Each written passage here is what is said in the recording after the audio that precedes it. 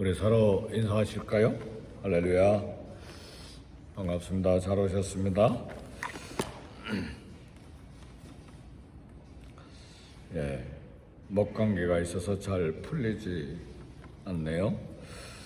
이해하시고 들으시면 감사하겠습니다. 오늘 본문에는 예수님이 사회에서 천대받는 죄인들과 함께 식사하시는 그런 장면이 나옵니다. 따라서 하나님 아들이 죄인과 함께 하시는 장면을 통해서 죄인을 사랑하시는 하나님을 생각하기를 원합니다. 오늘 본문 누가복음 5장 27절에 보면 주님께서 당시 세관원이었던 마태를 제자로 부르시는 모습이 나옵니다. 가버나움에는 통관세를 징수하는 큰 세관이 있었습니다. 주님은 이곳에서 일하고 있는 레위라고 하는 마태를 제자로 부르셨습니다. 우리가 아는 대로 당시 세리는 매국노, 죄인으로 낙인 찍힌 사람들이었는데 이런 사람을, 이런 마태, 이런 레위를 예수님이 제자로 부르셨습니다. 근데 왜 세리를 매국노로 이렇게 죄인으로 낙인이 찍혔는가? 유대 사회에서 로마의 앞잡이가 돼서 백성들의 재물을 착취하는 사람들이 세리였기 때문에 그렇습니다. 이런 세리를 예수님의 12 제자 중에 하나로 세우신 것은 하나님의 은혜입니다. 예수님 공생애 중에 대부분 가난하고 병든 소외층 그리고 죄인들로 취급받는 사람들과 늘 가까이 하셨습니다. 이런 예수님의 모습, 부르심에는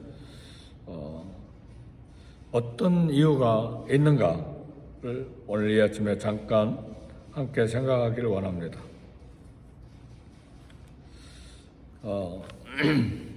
의사들의 관심은 어디가 있습니까? 건강한 사람이 아닙니다. 병든 사람에게 관심이 있습니다. 우리 예수님의 마음에도 깨끗하고 의인, 착하고 의인이라고 생각하는 사람에게 관심이 있는 것 같지만 우리 주님 마음에는 죄인들이 관심의 대상이었다는 것을 알아야 됩니다. 우리 세상은 그렇잖아요. 착하고 깨끗하고 정직하고 의롭고 올바른 사람에 대해서 관심이 크잖아요. 우리 주님의 관심은 우리와 다른 부분이 있다는 말입니다. 우리 주님은 자신을 죄인으로 인정하는 사람을 부르십니다. 왜냐하면 자신을 죄인으로 인정하는 사람만이 주님의 은혜에 감사할 수 있기 때문에 그렇습니다. 내가 의롭고 착하고 정직하고 깨끗하다고 생각한 사람은 주님의 은혜에 감사하기가 어렵습니다. 주님의 은혜가 뭐가 감사해? 그러나 죄인으로 처절하게 인식하고 그 죄를 깨달아 알고 용서를 받는 사람이 감사한 마음을 가질 수가 있습니다. 마태는 세리로서 당시 랍비들은 세리에 대해서 어떻게 생각을 했느냐면, 세관은 창기 사마리아 사람들에게는 거짓말해도 죄가 되지 아니한다, 그럴 정도로 무시받는 그런 세관원이었습니다. 마태는 자신이 죄인임을 잘 알고 있었습니다. 그리고 우리 주님도 말씀하셨습니다. 죄가 넘치는 것에 은혜도 넘친다고 말씀했습니다.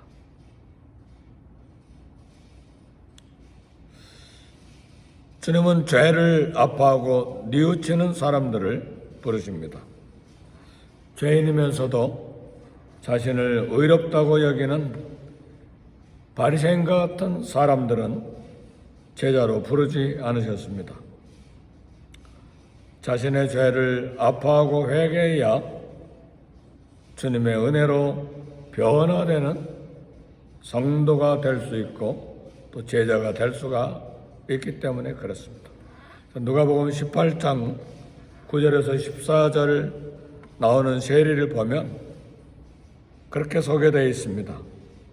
멀리 서서 감히 하나님을 우러러 보지 못하고 다만 가슴을 치며 하나님이여 불쌍히 여기소서 나는 죄인으로서이다. 그래서 어떤 학자는 누가복음 18장에 나온 이처럼 가슴을 치면서 하나님이여 불쌍히 여기소서 나는 죄인으로서이다, 이렇게 고백한 사람이 아마도 마태가 아니었을까, 이렇게 학자들은 또 추측을 합니다. 우리가 잘 아는 헨리 나우엔이라고 하는 영성학자도 그런 이야기를 했습니다. 나는 죄인입니다. 불쌍히 여기소서. 이 구절을 수천 번 하나님 앞에 고백하면 예수님의 마음을 만나게 될 것이다. 사실은 우리가 그리스도인이면서도 자신을 죄인으로 인정하는데 굉장히 인색합니다. 인색할 정도가 아니라 내가 무슨 죄인이야. 자신을 죄인으로 인정하는데 무감각합니다. 그러나 헨리 나우엔이 이야기한 것처럼 나는 죄인입니다. 불쌍히 여겨 주옵소서. 이런 사람이 복음의 비밀을 알고 복음의 진정한 의미와 가치를 깨닫고 하나님 앞에 나올 수가 있는 것입니다.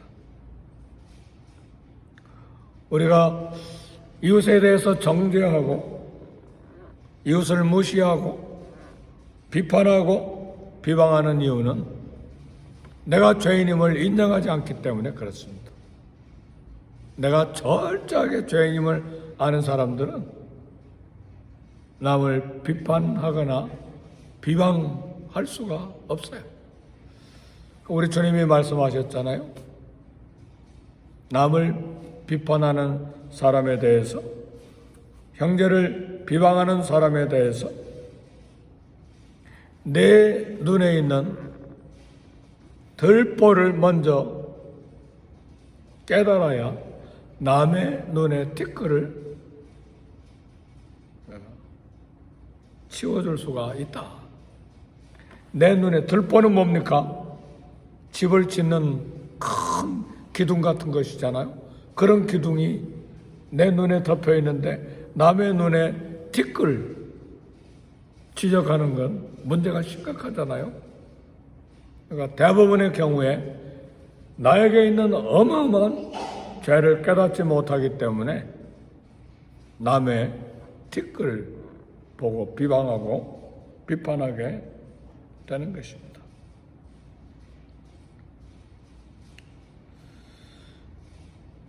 놀랍게도 우리 주님이 이 땅에 오신 것은 죄인을 부르러 오셨다는 사실입니다.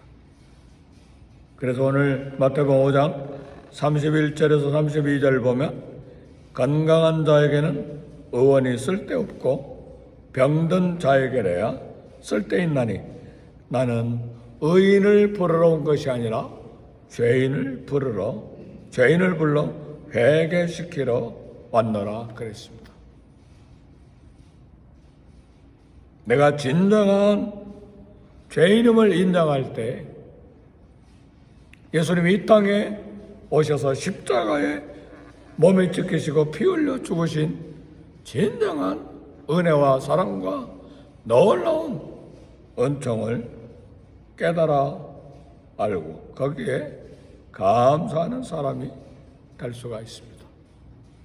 그리고 이런 주님의 놀라운 죄인을 위해서 오신 은혜의 감격함으로 주님을 사랑하고 그분께 헌신하는 결단을 할 수가 있는 것입니다.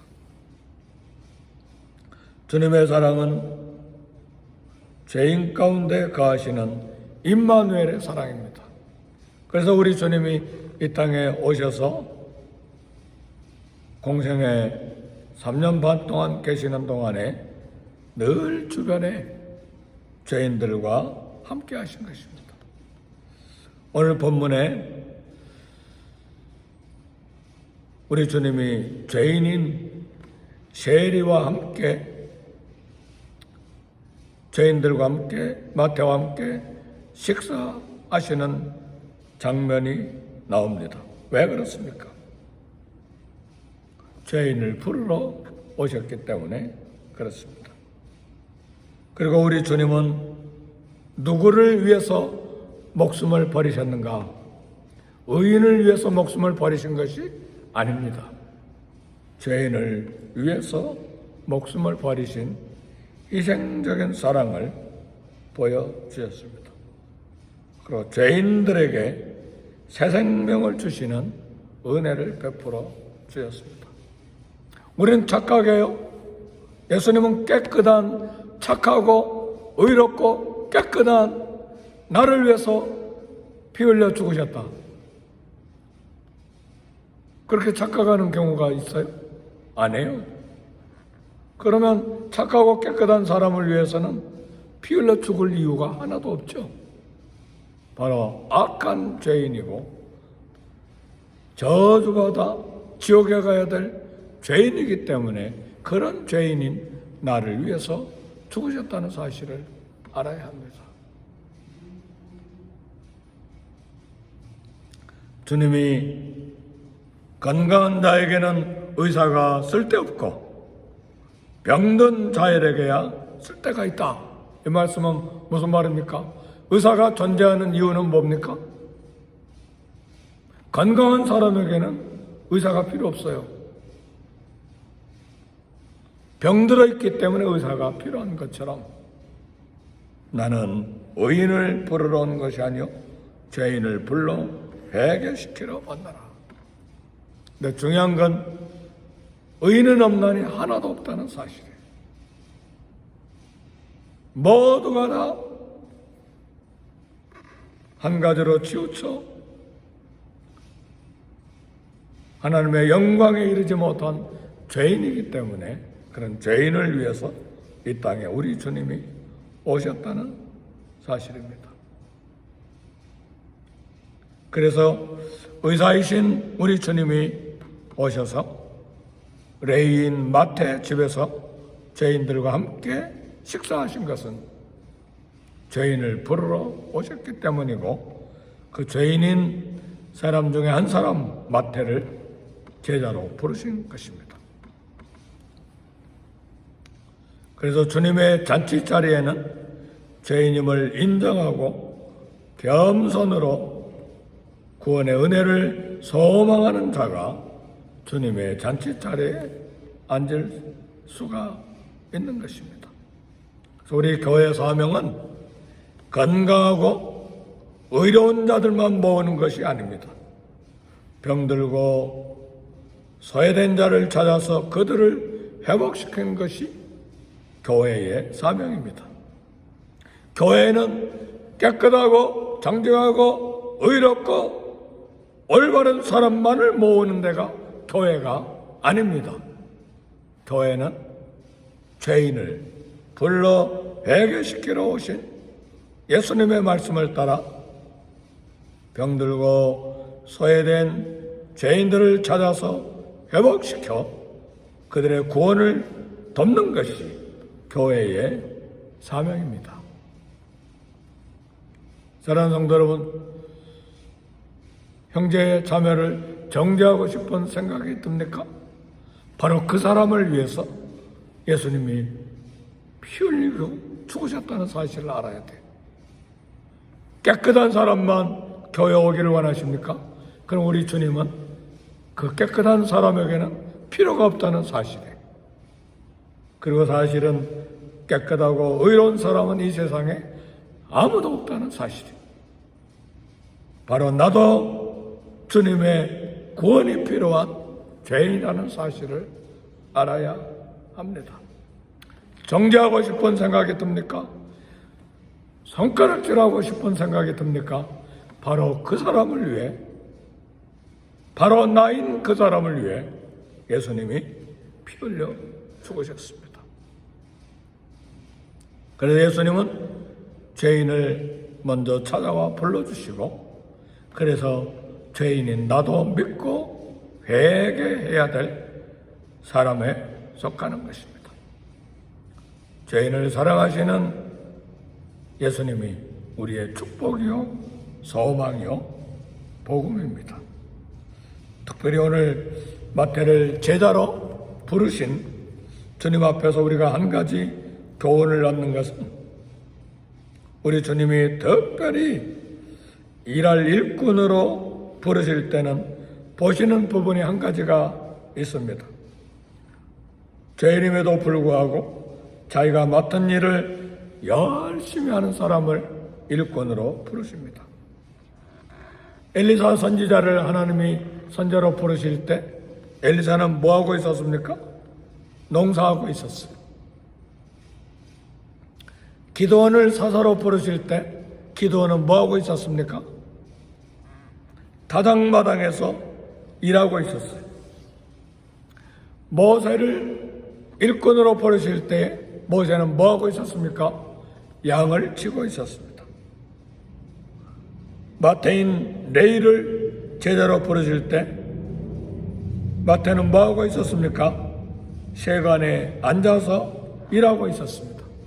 세관에 앉은 것을 보시고, 보신다는 말은 깊게 관찰하다는 뜻이 있습니다. 이런 사람이 주님의 일도 열심히 하는 것입니다. 그래서 하나님이 특별히 일꾼으로 부르실 때 한 가지 보시는 것이 있는데, 열심히 일하는 사람이에요. 열심히 일하는 사람이 교회 일도 열심히 해요. 사회적인 일도 열심히 하는 사람이 교회 일도 열심히 하고, 주님을 섬기는 일도 보면 열심히 하는 사람이 더 많은 일을 맡아서 해요. 하나님이 보시는 일꾼으로 부르실 때 보시는 부분입니다. 마태는 그래서 주님의 일도 열심히 함으로써 마태복음을 기록하고 훗날 에디오피아에 가서 복음을 전하다가 창과 칼에 순교했다는 전성이 있습니다. 사랑하는 성도 여러분, 이 아침에 우리가 감사해야 될 것, 예수님이 깨끗하고 정직하고 의로운 사람만 찾아서 이 땅에 오신 것이 아니라 바로 죄인인 나를 부르러 오셨다는 사실이에요. 그래서 행여나 저 사람 죄인이야 하고 정죄하고 싶은 마음이 들 때에 바로 저 사람을 위해서, 바로 죄인인 나를 위해서 예수님이 오셨구나. 이와 같은 우리 주님의 은혜,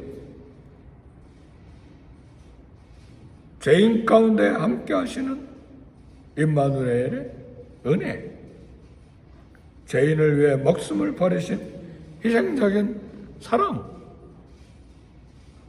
죄인들에게 새 생명을 주시는 사랑, 이 사랑을 알고 나의 사명, 교회 사명은 죄인들에게 있다는 사실을 알고 죄인을 위해서 기도하고 죄인을 불러 회개시키는 일에 교회가 사명이 있음을 알고 감사하고 이 일에 헌신하는 저와 여러분이 되시기를 제 이름으로 축복합니다.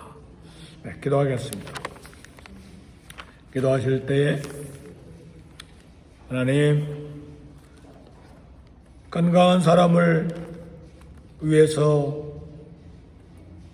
의사가 필요 없고 병든 사람에게 의사가 필요한 것처럼 의인을 부르러 오신 것이 아니라 죄인을 부르러 오신 예수님, 바로 죄인인 나를 위해 목숨을 버리신 주님, 감사하고 그 죄인들을 향한 회복을 위해서 쓰임받는 우리 사명을 새롭게 기억하고 교회의 사명이 여기에 있음을 알고 쓰임받는 나, 쓰임받는 교회 되게 해 주옵소서. 우리 함께 기도하겠습니다.